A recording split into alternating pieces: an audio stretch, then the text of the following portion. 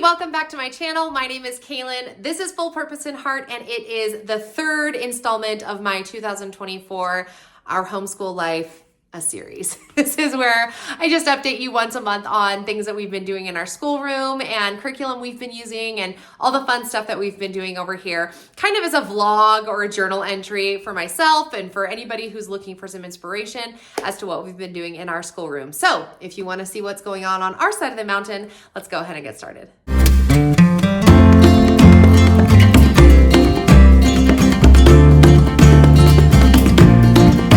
All right, we are at the end of March. I can't believe that the month just flew by. January was a snail's pace. February felt good, but the weather was so bad, it kind of felt long. And now here we are, it's the end of March and it just blew by. I just posted a video about how I've been kind of refreshing our curriculum, refreshing our schoolroom, getting everything kind of spring cleaning, if you will, as we step into the fourth quarter. I have been feeling kind of like my routine was a little bit mundane, a little bit, I don't know, repetitive, I guess, that I just wanted some fresh things. So we implemented, especially in these last 2 or 3 weeks, I guess, some of these fun things. So let me just show you some stuff that we've been doing in our school that I have just loved and has been amazing. So to start, if you're watching me on Instagram, then you already know this, but excuse me. These are my morning slides that I started just this month with the kids. I purchased a set from Teachers Pay Teachers. You can make, this is like a PowerPoint, right? So you can make these if you're really PowerPoint savvy and kind of make these fun little slides. I project them onto my TV and it's just morning work to get my kids started with what they need to be doing, help them stay focused. I was writing it on my whiteboard here, but again, for no other reason than I just wanted to switch it up and do something a little more fresh. And so I bought this spring set. There's like 70 slides included in it and it like made so much difference. I love it so much. Sunday night, I prep the slides for the week. And so this was from March 18th and I just write down what we're gonna do. On Mondays, we've been doing spelling crafts. So I'll tell you about that in a second, but wherever I got the inspiration from, I would throw a picture up on the slide. I found that my kids, if they kind of could see what the pieces that I prepared for them were gonna actually make, then they would do it better. I was throwing affirmations up there and then we were learning character traits. So this was part of the poem that we were trying to memorize. Anyway, and then I just have one we're going backwards. But anyway, you see how they're all a little bit different. She has in this particular kit that I purchased 3 different layouts. So, and look, sometimes they have little animations in them. I love them so much. There is a very high possibility that I will end up purchasing the different monthly themes because you could buy the whole set. But I wanted to make sure I was going to actually use them. But so then when it's September, we're doing apples. And when it's October, we've got pumpkins. And November is fall. And so you know me, you already know I'm so a part of it. Okay. Part 2, moving into this, you can see I have a little arrow. Something else that I added was creative writing. And I have each of my kids have just a writing journal that I have purchased in years past that we never ended up using, we barely used. And so I was like, perfect, let's pull these out again because I had intended to do creative writing, but then I never did. So I have it in my loop schedule even. And when we get to that one, I end up just skipping it for dumb reasons. So I started putting it in my morning work and I would put the prompt on my slide. And then I was putting that, you saw that last slide, I put a giant arrow so that my kids could actually see, read this, post it, see what it is. Anyway, I would give my kids the prompt. And then as they're doing their morning school, while I'm still prepping the day, then they can write their creative writing. And I even put on my slide, how many sentences each kid had to write based on their age level. Illustrations if I wanted them, that sort of thing. Now I got my prompts, I couldn't find it. I know that, I wonder if it's in my cart. Anyway, my morning cart. Anyway, I have this booklet that I bought years ago where you there's it's one spiral bound and then they have 3 sections and you randomly pick it. And so then it gives you a prompt, a car that can talk while driving or whatever. It gives you 3 things and you kind of mix them around. Well, I couldn't find that, so I was just using the internet to find random things that the kids could write a note about. So one was like, you go in a magic library, what happens? You get a sweater for your birthday and it's a magic sweater, what happens? I guess I was on a magic spree. And then the third one was, I think I actually only did two because I can't remember the third one.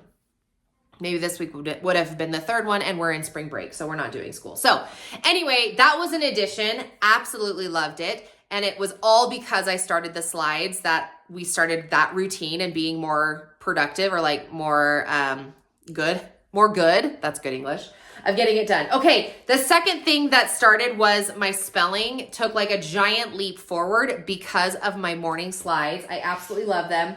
We started doing our spelling crafts. Now, I've loved doing spelling crafts for a long time, but for some reason we just weren't doing them. And we were having like large chunks of time where I was not implementing a spelling craft. I think the last time we did a spelling craft was like in the fall. I mean, it's just ridiculous. So I always love doing them. My kids love doing them because it's an opportunity for them to practice writing while being creative.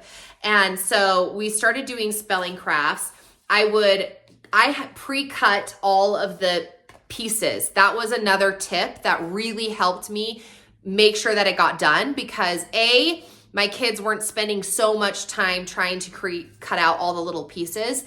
And two, A2D, what movie is that from? Home Alone. Okay, anyway, two, it wasn't, we were actually doing it because I had all of the pieces pre-cut. So I have these little, like, they're children's bowls that I got from IKEA ages and ages ago. And I put all of their pre-cut pieces in their own little bowl. So each kid has their bowl with all their pre-cut pieces in it. And then on my morning slide, I throw up a picture of what it is that they're making and the instructions, what it is that they're going to write their words on. So when we had St. Patrick's Day, it was like, write your words on a gold coin and then create a rainbow, like a pot of gold at the end of the rainbow. This was, I had cut out all of the flowers for them. And then the instruction was, and then create a garden theme. This one was another vegetables. And again, I had the picture up on the screen so they could see what it was. And then I said, and then create, like, write your words on the vegetables and then create a vegetable garden. So anyway, they were three really cute ideas. And then the next one that I had for this week, which will be postponed until May, it's just really cute. So I get those ideas for my kids' crafts just from Pinterest/Google Images. I'll just type in like spring crafts for kids, and then you just kind of have to look at those millions of pictures and try to like be like, okay, how can I put this on a piece of paper and have them write words on it? So, there's lots of different ideas. You just have to kind of use a bit of creativity with that. Now, as for where I get my kids' words, my older kids are using Evan Moore spelling books right now, and they're fine. I don't have anything bad to say about them, except that I'm just bored with them. I'm just bored. So my son, my youngest, has got this fun little workbook, and I'm making a new one for him for April. And it's been so much fun. It's just been way better than what Evan Moore has been giving us. And he didn't finish that one. I have found that we don't do all 4 days of activities, but write it 2 times each. And then there's like paint your words. So that's kind of been fun. Anyway, so I'm totally going to make another one. This is syllables. I'm totally going to make another one for April and then one for May. And then I'm loving it so much, I might throw this in and put one together for my daughter. Cause we're not super high in the spelling levels. So I wouldn't be surprised if she could probably practice some of the words that are in this like grade 1 book. I'm pretty sure this is grade 1, but anyway, I've shown you this before. The creator is Double Dose of Learning. It's on Teachers Pay Teachers, and she does have several grade levels, but I think she has kindergarten, 1st and 2nd grade. Full year spelling lists. They're awesome. But there's different ways that you can do this. I'm actually considering doing it in a different way for my oldest son, and then I can use the lists from Evan Moore, but then create a book similar to this using more generic spelling activities. again, these are bundles that you can find on Teachers Pay Teachers. So stay tuned because you'll see how, if I put enough effort and thought into it, that's how I'm going to build his spelling unit for this last quarter. We've got some big changes coming up for our last quarter. Okay. As far as language arts go, we have completely put aside BJU Press for my older two kids, which is sad because I really do enjoy it, especially for my daughter. I love Mrs. Gerald. I love the flow. I love the videos. They're very engaging. And the content is valuable, but we just stepped to the side and did poetry. You heard in my last update video in February that we started poetry, and it was just so great. So that's what we did again this year. I think this month, we did probably 3 poems styles. We learned about figurative language. We learned about rhyme and rhythm. We learned about, anyway, all different kinds of things. And then I also, this is an example of one of the ones I put together. Now, this particular cutout was a part of the bundle that I purchased. This idea with the leprechaun and everything was just an inspiration that came after looking through pictures of St. Patrick's Day type projects that you can do. So we just made our poem, the subject was a leprechaun, and we made the cute leprechaun. So that was just kind of a fun thing that we threw in with our poetry unit. And I think we did this last week or whatever. But anyway, that was super successful. The poetry has been amazing, so fun. I feel so accomplished because if you watched back in January when I was making my goals for this year, I was like, we're going to do poetry and it's going to be great. And I don't have a clue how I'm going to do it, but we're going to do it. And it's just been so fun. So pat on the back to me for actually getting it done. My goal is to finish all of our poetry styles. I think we have 4 styles left in the month of April, and then we'll wrap up that. Now, I'm going to throw in a couple of other activities that we're going to do for language arts. I'm not sure if we're going to go back to BJU Press. I mean, it's a boatload of money to purchase that curriculum, but we're just having more fun doing something different, that I don't really feel bad about the fact that we're not going back to a worksheet that teaches what the different types of verbs are and how to diagram a sentence. I just don't feel super bad that we're not doing that. So, okay, the last little bit. Okay, so as far as science goes, we haven't been great. We're doing space science, and we got all the way to Earth. So we actually got to the planet. So we did the sun, Mercury, Venus. I think I talked about how we did the sun last video in February. Anyway, we got through Mercury, Venus, and now Earth. And then Earth Day is coming up here in the next couple of weeks. And so I am preparing some Earth Day activities. And so whether or not, how long it's going to take for us to graduate from Earth, I'm not really sure. But I guess I have the same mentality with the space unit as I do with my history units that I do. We've been teaching history forever since my kids was started, but it's been American history primarily with a sprinkling of world history here and there. But my mentality is you are an American, so let's learn as much American geography, American history, American facts as we can while we're in these elementary grades. And then when we're older, we'll throw in world history and how it all fits together. Well, I kind of feel the same way about space, where I'm we live on Earth. So maybe we should learn about Earth before we learn about all these other planets that are nice to know that they're out there. But I don't think I care too much if you know what the mass of Jupiter is and how many moons Venus has or whatever. So anyway, that's where we're at. We are going to do some fun Earth Day activities here in the month of April. So, in fact, I think I'm going to post a video with my Earth Day tips and how you can teach Earth Day and make it fun or whatever. Just some ideas of what we're doing, and then maybe you'll want some ideas too. I know there's a million blogs that you could read, but sometimes it's more fun to sit and chat with a friend about it than it is to scroll through the 18 paragraphs of dialogue before they actually get to the instructions of how to do the craft. So I don't know, maybe I'm not much better, but okay. Last tip here as we round out this video is our history unit. We have finished the Civil War. 10 points to us for actually getting through it. So we did the it was a history pocket by Evan Moore. And the pocket itself, I think, comes with 8 different subjects throughout. And my little pocket thing here, I think I dropped something out of it. Anyway, only has 6. So I've done medical file folders now I discovered it, or I invented it last year, and they've been a saving grace. They're amazing. So anyway, we just did the last little bit. You remember last year I was like, oh, we started with the battles and we did never finish. Well, we finished. So we did A Soldier's Life this month, which was really fast and fun. And then War Technologies, also really a good like introduction to the fact that the things that we take for granted haven't always been around. So we talked about Morse code.